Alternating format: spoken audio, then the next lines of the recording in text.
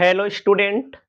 आप पढ़ रहे हैं फंड फ्लो स्टेटमेंट चैप्टर। इस वीडियो के माध्यम से क्वेश्चन नंबर 5 पर हम पहुंच चुके हैं। हमारे सामने इंग्लिश में लिखा है, लेकिन आपके पास यदि हिंदी मीडियम में बुक हो तो आपको कोई प्रॉब्लम नहीं होने वाली है। कहता है फॉलोइंग, मतलब कि बैलेंस शीट आपके सामने दी गई है रमन लिमिटेड की। मिस्टर रमन लिमिटेड के यहाँ इक्विटी एंड लायबिलिटी दिया है, नॉन करेंट लायबिलिटी में डिवेंचर दिया है, करेंट लायबिलिटी एसेट्स से दिया गया है। कहता है during the year 2015 2000 debenture of 100 rupees each issued at par, मतलब वर्ष के दौरान 2015 में 2000 ऋण पत्र 100 रुपए का एक इशू किया गया है पार पर। 1000 डिवेंचर इन्होंने जहां से फर्नीचर खरीदा है, फर्नीचर की सप्लाई पर पेमेंट कर दिया है। Find out amount of issue of debenture purpose of fund flow statement.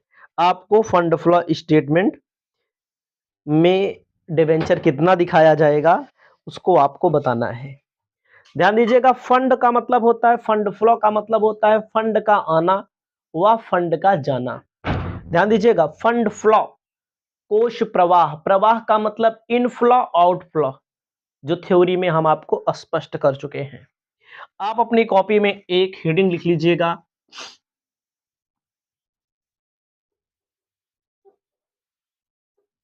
Debenture account.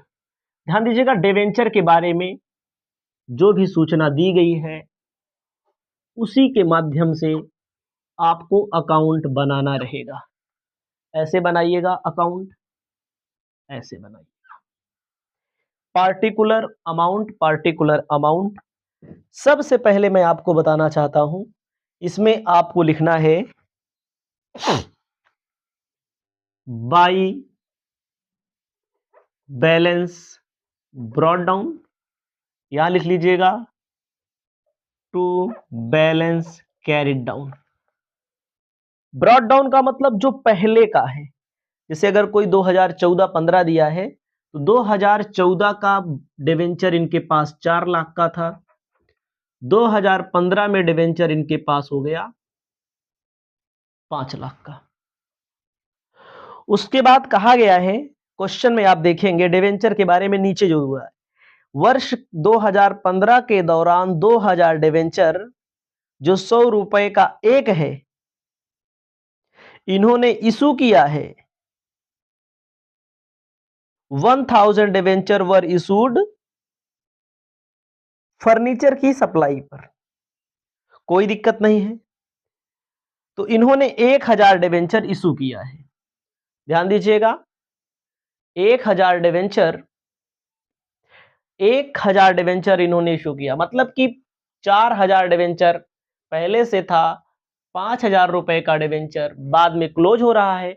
इसमें बोला है कि 2015 के दौरान 2000 डिवेंचर 100 रुपए का एक debenture issue at par which 1000 debenture issued to furniture supplier, मतलब कि इनमें से 1000 रुपए का, मतलब कि कंपनी के पास कितने का डिवेंचर है, 2000 का, 2000 का डिवेंचर है, 100 रुपए का एक, 2 लाख। इसी में से 1 लाख रुपए का जो डिवेंचर है, इसी में से 1 लाख रुपए का मतलब इस तरह 2 लाख मिलेगा, यानी कि 1000 डिवेंचर 100 रुपए का एक, 1 लाख जो डिवेंचर है फर्नीचर की सप्लाई के लिए इशू कर दिया गया। तो आपको लिखना है debenture issued on furniture purchase, कितने का, 1 लाख का। इसी 2000 में से 1 लाख का डिवेंचर, 1 लाख का मतलब 1000 डिवेंचर, ठीक है। अब दोनों पक्ष बराबर कर लो। आपको यही पता करना था, हमें 5 लाख, ठीक है, सॉरी, यहाँ पर गलती कर दिया है मैंने, यहाँ 6 लाख रहेगा, बहरहाल उससे नहीं मतलब, ठीक है 6 लाख, यहाँ पर भी 6 लाख। आपको लिखना है बाई बैलेंस सीडी। इस तरह सीडी लिखते थे हम लोग ना, लेकिन हमको सीडी वगैरह सब मालूम है, हमको पता करना है कि इन्होंने पैसे के लिए कितने का डिवेंचर इशू किया। पैसे के लिए इन्होंने बाई बैंक अकाउंट, हमको सीडी बीडी नहीं पता करना था। जैसे अब आमतौर पर यहाँ बीडी लिखा जाता है, यहाँ सीडी लिखा जाता है, ठीक है, लेकिन हमें क्या पता करना है, हमें पता करना है कि amount issue of debenture, amount issue of debenture मतलब कि पैसे के लिए कितना डिवेंचर इशू किया गया। फिर से जान लीजिए, पहले से हमारे पास 4 लाख का डिवेंचर था, बाद में 6 लाख हो गया, 6 लाख का डिवेंचर कंपनी के पास हो गया जो बैलेंस शीट में प्रदर्शित है। 1 लाख का फर्नीचर के लिए डिवेंचर इशू किया गया, तो 1 लाख रुपया है, ये कितना है 1 लाख रुपया, समझना नहीं तो 10 लाख समझना, 1 लाख रुपया कैश के लिए इशू कर दिया गया। इसको लिख लीजिए, क्वेश्चन नंबर 6 बताते हैं। ध्यान दीजिएगा, आपको अपनी कॉपी में लिखना है अब सवाल नंबर 6। The following information have been taken from liability side, मतलब कि लायबिलिटी साइड से संबंधित सूचना दिया हुआ है। 8% डिवेंचर 2014 में डिवेंचर 4 लाख का था, 15 में हो गया 2 लाख का। Profit on redemption of debenture, मतलब डिवेंचर 10 लाख रुपया हो गया, इसको बेचने से फायदा। तो इसमें आपको बताना पड़ेगा फंड का फ्लो कहां से हुआ, पैसा आया कहां से, गया कहां। तो आपको लिखना पड़ेगा कौन सा अकाउंट बनेगा,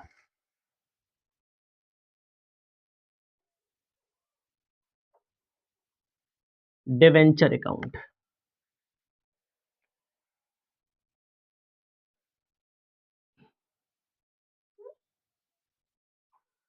डिवेंचर अकाउंट के लिए आपको बताना चाहते हैं, कॉलम तो बनाना पड़ेगा पर्टिकुलर अमाउंट, पर्टिकुलर अमाउंट, जाहिर सी बात है। हमें यहां बाई बैलेंस बीडी लिखना है, ऊपर ही लिख दो, ऊपर ऊपर लिखो बाई बैलेंस बीडी, और यहां पर आपको लिखना है टू बैलेंस सीडी। बीडी में हम आपको बताना चाहते हैं, क्वेश्चनों में से बोला है साधा साधा, 2014 में 4 लाख का था, मतलब 2014 में जो है वो बीडी होता है, जो पहले का होता है। 2015 में हो गया 2 लाख का। आपको समझिए, कह रहे profit on redemption of debenture, profit होता है कभी भी याद रखना डेबिट में लिखा जाता है, to profit on redemption of debenture. कै हजार फायदा हुआ, 10,000।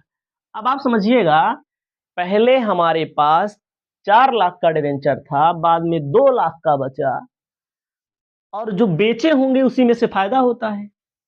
इसका मतलब डिवेंचर कितने का बेच दिया गया है, रिडेम्पशन कर दिया गया है, शोधन कर दिया गया है, रिडेम्पशन कर दिया गया है। यहां पर 4 लाख की, क्योंकि 4 लाख पहले से था, 4 लाख इधर भी होना चाहिए। जो डिवेंचर बेचा गया है उसमें 10,000 रुपए का फायदा हुआ है। इसका मतलब बैंक अकाउंट के थ्रू पैसा आया है 1,90,000। इसका मतलब क्या होगा, इसका मतलब पैसा आया है। किस चीज का पैसा आया है, रिडेम्पशन का मतलब होता है शोधन, शोधन का मतलब होता है किसी से पैसा लिए हो, पैसा वापस कर दो। इससे क्या पता चला आपको, पैसा हमारे पास आया है, रिडेम्पशन करेंगे तो गया है, इसके पहले वाले में आया था। इसको लिखिए, उसके बाद आगे बताते हैं।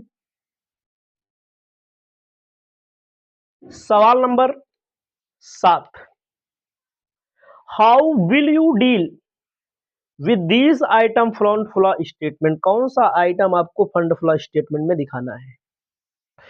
प्रोविजन फॉर टैक्सेशन दिया है 2014 में 12,000 रुपए का, 1,20,000 रुपए का।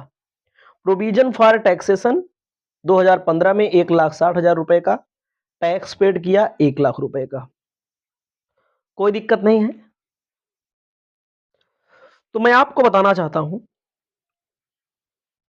जब आप फंड फ्लो स्टेटमेंट बनाएंगे, याद रखना, अब शुरुआत हो रही है, जो छोटे छोटे क्वेश्चन होते हैं वो ज्यादा परेशानी खड़ी करते हैं। जब आप बड़े क्वेश्चन लगाएंगे तो परेशानी छोटी हो जाएगी। कंफर्म बात बता रहे हैं। लिखना है statement of change in working capital.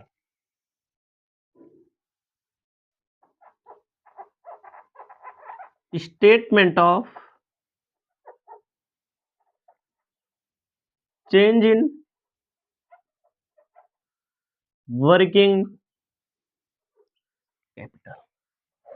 Statement of change in working capital ऐसे अपने कॉपी में आपको बनाना पड़ेगा। और आपको मैं बता दूं, फॉर्मेट ही समझ लीजिए, थोड़ा से फॉर्मेट बता लेते हैं।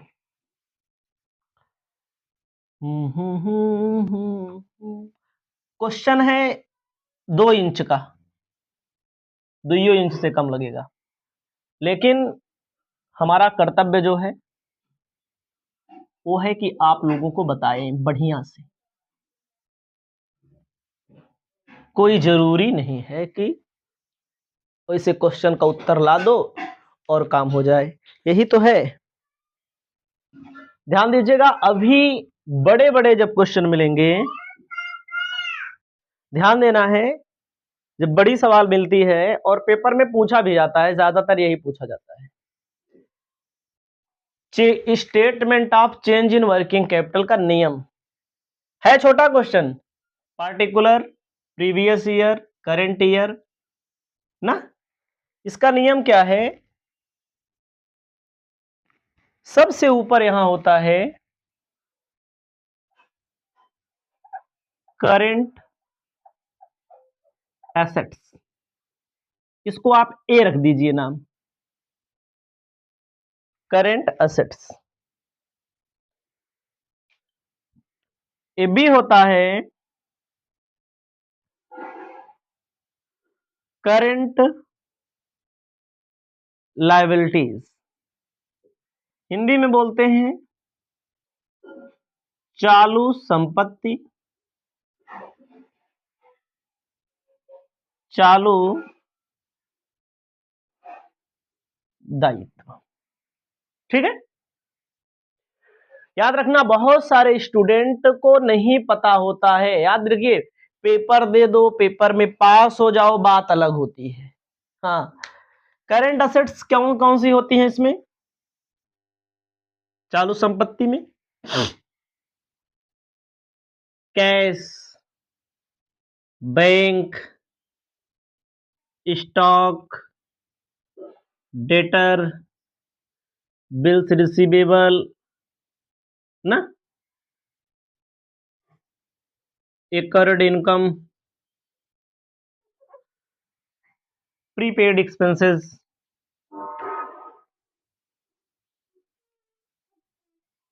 ये सब क्या है?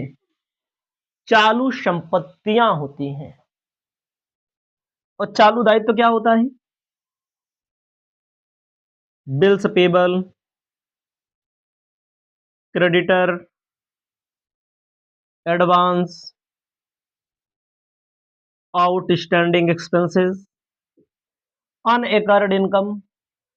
मतलब कि याद रखना दोस्त, मेरे भाई मेरी बहन, तो ये नियम है, एक current assets current liability student को याद होना चाहिए। नहीं याद रहेगा तो इस चैप्टर में बहुत परेशानी हो सकती है आपको। नियम क्या है? नियम है संपत्ति, संपत्ति का मतलब इंग्लिश वाले जो स्टूडेंट होंगे वो लिख लेंगे एसेट्स। संपत्ति बढ़े तो बढ़े, घटे तो घटे। अगर यदि एसेट्स बढ़ती है तो पहले यहां रखो प्रीवियस ईयर का, यहां रखो करंट ईयर का, यहां प्रीवियस ईयर का, यहां करंट ईयर का, दोनों में तुलना की जाएगी। बढ़ेगा तो इंक्रीज में, भाई प्रीवियस ईयर की तुलना में करंट ईयर में, बढ़ेगा तो इंक्रीज में, घटेगा तो डिक्रीज में। लायबिलिटी में घटे तो बढ़े में, बढ़े तो घटे में। लायबिलिटी भैया उल्टा होता है। लायबिलिटी क्या होता है? उल्टा होता है। लायबिलिटी क्या होता है? उल्टा का ही होता है। अगर लायबिलिटी बढ़ेगा, घटेगा तो बढ़े में लिखा जाएगा, मतलब अगर इंक्रीज होगा तो डिक्रीज में, डिक्रीज होगा तो इंक्रीज में लिखा जाएगा। याद रखना भाई, अभी सवाल आगे है, लेकिन जहां नियम आता है, चाहे छोटी सवाल हो चाहे बड़ी सवाल हो, रटने से कोई काम नहीं होता है, पढ़ना पड़ेगा भैया ना।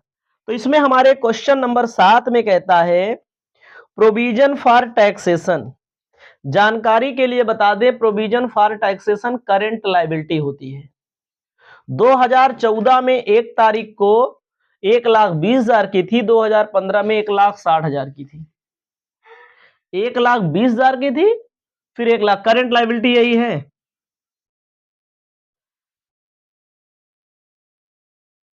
प्रोविजन फॉर टैक्सेशन 1,20,000 की थी, 1,60,000 की थी। समझो। अच्छा बताओ, बढ़ी की घटी? लायबिलिटी पहले ज्यादा कम थी, बाद में बढ़ गई, लायबिलिटी उल्टा चलेगी। तो आपको कहां लिखना पड़ेगा? बढ़ेगा तो घटे में 40,000 रुपया। ठीक है, इसको अपनी कॉपी में लिख लेना, कोई दिक्कत नहीं है। और हम आपके लिए आगे भी क्वेश्चन बताएंगे, भले छोटा सा क्वेश्चन है, उससे नहीं मतलब।